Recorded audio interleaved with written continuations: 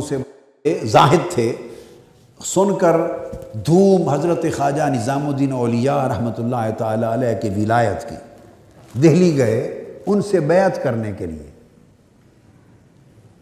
تو ان کے پاس رہے سارا دن، تو فارغ ہو کے دیکھا کہ نماز سے فارغ ہوئے تو سارا دن لوگ آ گئے، کوئی دم کروا رہا ہے، کوئی پھونک مروا رہا ہے، کوئی دعا کروا رہا ہے، کوئی زیارت کر رہا ہے، تو ہجوم ہی ہجوم ہے لوگوں کا۔ پھر اس کے بعد دوسرے کچھ اور دنیا کے لوگ اپنے مسائل لے کے آ گئے کسی کو، پھر اس کے بعد واز کی مجلس ہو گئی، پھر کسی وقت سما کی مجلس ہو گئی، تو سارا دن صبح سے شام تک نمازیں ہوئیں، کھانا ہوا، اور مخلوق ہی مخلوق رہی، انہی کے کاموں میں رہے سارا دن۔ اسی میں شام اور رات ہو گئی۔ جب شام ہوئی تو وہ جو عالم آپ کی ارادت بیعت کرنے کی نیت سے آئے تھے، انہوں نے آپ سے اجازت مانگی، رخصت کی اور جانے لگے۔ آپ نے فرمایا کیوں آئے تھے اور کیوں جا رہے ہو؟ عرض کیا آیا تھا آپ کی ولایت اور کرامت کی دھوم سن کر، چرچا سن کر، تو بس اب واپس جا رہا ہوں۔ تو فرمایا بیعت تو نہیں کی تم نے؟ اب اہل حال کو، اہل مقام کو، اہل اللہ کو مریدوں وغیرہ کا، ان کا تو بزنس ہی نہیں ہوتا یہ مرید پیری مریدی۔ جو پیری مریدی کا بزنس کریں، سمجھیں نہ وہ اہل مقام ہیں، نہ اہل حال ہیں، نہ اہل کیفیت ہے، وہ اہل تجارت ہے۔ یہ چوتھی قسم ہے، جو پیری مریدی کا بزنس کرتے ہیں، بزنس پیری مریدی کو بزنس کرتے ہیں۔ اہل مقام تو کیا ہونا، نہ اہل حال نہ اہل کیفیت، تو چلو ہر کوئی ہوتا ہے، ہر مسلمان ہی ہوتا ہے، اہل تجارت ہے۔ جن کی ادھر جڑ جاتی ہے ان کو تو کسی کی حاجت نہیں ہوتی، لگ جاتی ہے کہ وہ بھی تلاش کرتے پھریں مریدوں کو اور پکڑ دھکڑ کرتے پھریں۔ کہ اللہ والا جب کامل ہوتا ہے تو اس کی تو پہچان یہ ہے کہ وہ تو اس کی وہ اللہ کا متلاشی ہوتا ہے، مریدوں کا متلاشی نہیں ہوتا۔ تو وہ تو پھر اس کو مارکیٹنگ مینیجر رکھنے کی کوئی ضرورت نہیں ہوتی، اس کی کرامتیں بیان کرے تو اس کے مقامات بیان کرے اور خوب اچھالے، اس کو اونچا لے جائے، پھر پکڑ دھکڑ کرے مریدوں کو، یہ بزنس ہے۔ حضور داتا گنج بخش سیدنا علی حجویری قدس سر العزیز فرماتے ہیں کہ میں اپنے شیخ کے ساتھ آذربائیجان کی طرف وسطی ایشیا کی ریاستوں میں سفر پہ تھا، ایک قصبے سے گزرے، ہم نے ایک فقیر کو دیکھا وہ مانگ رہا تھا، ایک فقیر کو دیکھا وہ مانگ رہا تھا، تو میں نے پوچھا یہ خرقہ پوش ہے، جبہ صوفیاء کا جبہ خرقہ پوش ہے، یعنی لباس بتاتا ہے کہ صوفی ہے، اہل تصوف ہے، مگر لوگوں سے مانگ رہا ہے۔ کسی نے اس کو دے دیا کہ جھولی پھیلا کے مانگ رہا ہے، تو یہ اتنے ذلیل کیوں ہو گیا کہ اہل دنیا سے مانگ رہے ہیں، اہل دنیا کے سائل ہو گئے؟ یہ حضور داتا صاحب نے فرمایا کشف المعجوب میں، فرماتے ہیں تو میرے شیخ نے مجھے کہا بیٹے یہ مال کے پیچھے اس لیے ہے کہ اس کا پیر مریدوں کے پیچھے ہے۔ جو شیخ مریدوں کا طالب ہو جائے، اس کے مرید جب خلیفے اور خود پیر بنتے ہیں وہ مال کے طالب ہو جاتے ہیں۔ مریدوں کا طالب ہونا مال و دولت کے طالب ہونے سے بھی زیادہ بدتر ہے۔ مال و دولت کے طالب ہوئے تو کھلا نظر آ گیا نا کہ طالبان دنیا ہیں، مال و زر کے طالب ہیں۔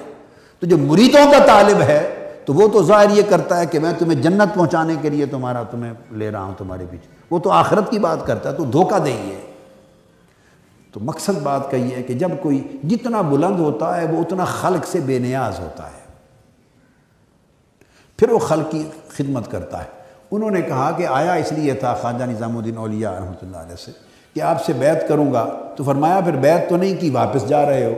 اس نے کہا سارا دن میں نے دیکھا، صبح سے رات تک آپ تو مخلوق کے ساتھ ہی رہے، آپ تو مخلوق کے ساتھ ہی رہے، تو خالق کے ساتھ کس وقت ہوتے ہیں آپ؟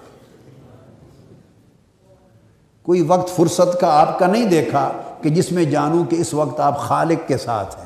آپ تو صبح سے رات تک بیٹھا رہا، مخلوق کے ہجوم میں ہی رہے، تو خالق کے ساتھ ہونے کا تو وقت ہی نہیں نکالا، تو میں واپس چلا۔ آپ ہنس پڑے، مسکرا پڑے، یہ ایک باریک لطیف نکتہ تھا، آپ سمجھ گئے اس کی سمجھ میں نہیں ہے۔ آپ نے فرمایا اچھا ایک رات رک جا، ہمارا دن دیکھا ہے رات بھی دیکھ لے،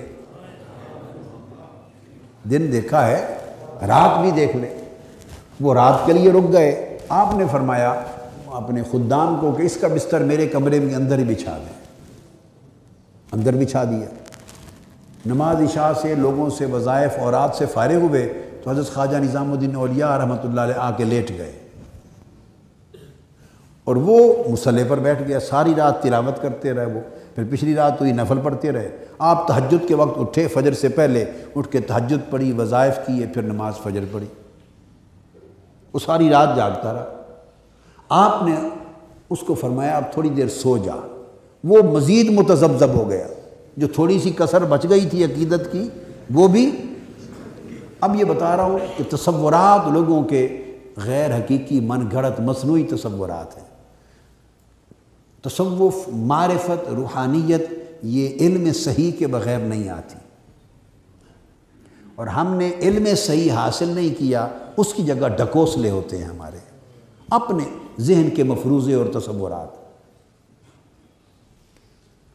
تو وہ اور متذبذب ہو گیا، اس نے کہا جی رات دن سارا مخلوق کے ساتھ گزارا، رات سونے میں گزار دی، یہ اب عشاء پڑھی اور تہجد کے لیے اٹھے، فجر پڑھی، ایسے تہجد کے لیے اٹھنا، فجر پڑھنا ایسے تو بڑے صالحین نیک لوگ کرتے رہتے ہیں۔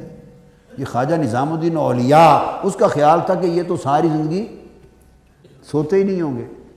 تو آپ نے فرمایا اب تھوڑی دیر آپ سو جائیں، آرام کر لیں، پھر چلے جانا۔ اب وہ سو گئے نماز فجر کے بعد۔ جب اس وقت سوئے تو انہوں نے خواب دیکھا کہ اس کے سر پر، اپنے سر پر ایک دیے کا چراغ جل رہا ہے، جیسے دیا تیل کا، مٹی کا دیا ہوتا تھا، اس کا چراغ جل رہا ہے، اور تیل تھوڑا ہے اور مدھم سی لو ہے مگر جل رہا ہے۔ خواجہ نظام الدین اولیاء کی طرف دیکھا تو سورج کی طرح نور کا ایک اتنا بڑا ستون ہے، ان کے سر سے نکل کے عرش معلیٰ تک ملا ہوا ہے، ہر طرف نور ہی نور ہے۔ وہ اٹھ بیٹھا اور اس نے کہا کہ اب تو بالکل ہی میں چکرا گیا، جاگا ساری رات میں ہوں، تلاوت میں نے کی، نفل میں پڑھتا رہا، یہ سوتے رہے، تہجد کے وقت اٹھے فجر کی، ان کا سر سے عرش تک نور ہی نور ہے اور میرا مٹی کا دیا جل رہا ہے، یہ کیا ماجرا ہے؟ اس وقت آپ نے بلا لیا، اس وقت آپ نے بلا لیا، فرمایا کہ بیٹے اب بات یہ ہے، ولایت رات بھر جاگنے، تسبیح کرنے، وظیفہ نوافل کثرت کے ساتھ پڑھنے، الگ خلوت میں بیٹھے رہنے میں سے کسی بھی عمل کا نام ولایت نہیں ہے، یہ راستے کی چیزیں ہیں۔ ولایت اس سے ایسی دوستی کر لینے کا نام ہے کہ اپنی خواہش و ارادہ میں سے کچھ نہ بچے، اسی کی خواہش چلے، اسی کا ارادہ چلے، اس سے دوستی اور تعلق ایسا ہو جائے کہ وہ متصرف ہو۔ تو جیسے بچہ، پھر آپ نے مثال دی، جیسے دودھ پیتا بچہ ماں کی گود میں، ماں اس کو نہلا دے، اس کو ماں فرش پہ ڈال دے، اس کو ماں اچھے کپڑے پہنا دے، اس کو ماں برے کپڑے پہنا دے، دودھ پیتا چھوٹا سال کا بچہ، 6 ماہ کا بچہ، اس کو ماں 3 ماہ کا بچہ، اس کو ماں کپڑے پہنا دے، ننگا سلا دے، وہ کوئی شکوہ نہیں کرتا، کوئی شکایت نہیں کرتا، کیونکہ وہ اس عمر میں ہے جس عمر میں شکوہ شکایت ابھی اس کی سمجھ میں ہی نہیں آیا۔ جب تک بچہ اس حال میں رہتا ہے، وہ جاگتا ہو تب بھی ماں کو پیارا لگتا ہے، سوتا ہو تب بھی پیارا لگتا ہے۔ ماں جاگتے کا منہ بھی چومتی پھرتی ہے اور سوتے کے حال میں بھی واری واری پھرتی ہے، اس لیے کہ اور جب وہی بچہ بڑا ہو جاتا ہے اور اس کی اپنی خواہش اور ارادہ کار فرما ہو جاتا ہے تو اس کی ہر بات پہ، نیک بات پہ شاباش ملتی ہے، برائی پہ ڈنڈے بھی لگتے ہیں، اس کو مار بھی پڑتی ہے، کیونکہ اب وہ اپنے ارادے سے چلتا پھرتا جیتا ہے۔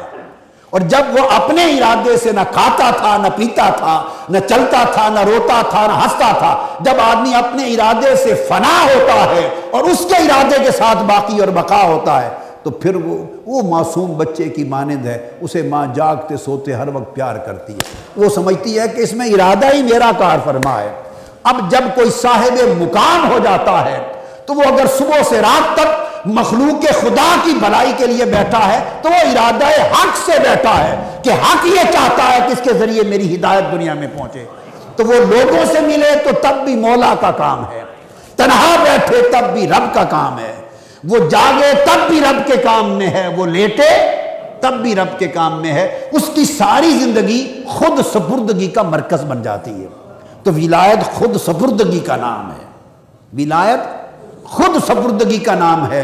اب وہ فیصلہ کرتا ہے کہ اس سے کیا کام لینا ہے، وہ نہیں فیصلہ کرتا کہ میں نے یہ کرنا ہے۔ اجرا تو اسی سے ہوتا ہے، دماغ ہاتھ پاؤں تو اسی کے چلتے ہیں، مگر فیصلہ وہ کرتا ہے کہ اس نے کیا کرنا ہے۔ تو جو چاہتا ہے کراتا ہے۔ تو ولایت یہ ہے کہ جب چاہے جگا دے، جب چاہے سلا دے، جب چاہے ہنسا دے، جب چاہے رلا دے، جب چاہے کھلا دے، جب چاہے فاقہ دے، جب چاہے خلق میں رکھے، جب چاہے اپنے پاس بٹھا لے۔